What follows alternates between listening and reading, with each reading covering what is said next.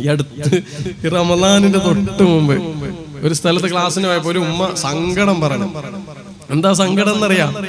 കല്യാണം കഴിഞ്ഞിട്ട് 12 കൊല്ലം, ഓർമ്മ ശരിയാണെങ്കിൽ തന്നെ പറ, 12 കൊല്ലത്തോളായി ഉസ്താദെ ഭർത്താവിനെ കൊണ്ടൊരു സമാധാനമില്ല. കുട്ടികൾ 2 ആയി പോയി, അല്ലെങ്കിൽ ഞാൻ അയാളെ പണ്ടേ ഒഴിവാക്കുമായിരുന്നു. എന്നോടാ ഇതൊക്കെ പറയണത്.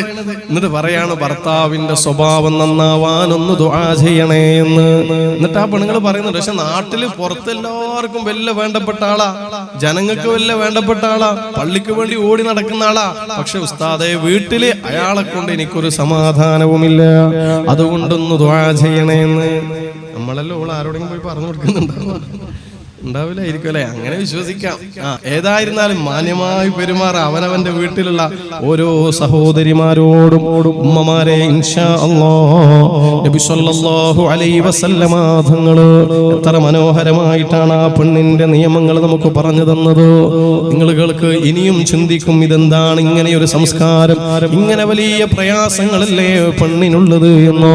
നബി സല്ലല്ലാഹു അലൈഹി വസല്ലമ തങ്ങൾ ഒരുപാട് ഹദീസുകളിൽ ആ പെണ്ണിന്റെ പവിത്രതയെ കുറിച്ച് നമുക്ക് പറഞ്ഞു തരുന്നുണ്ട്.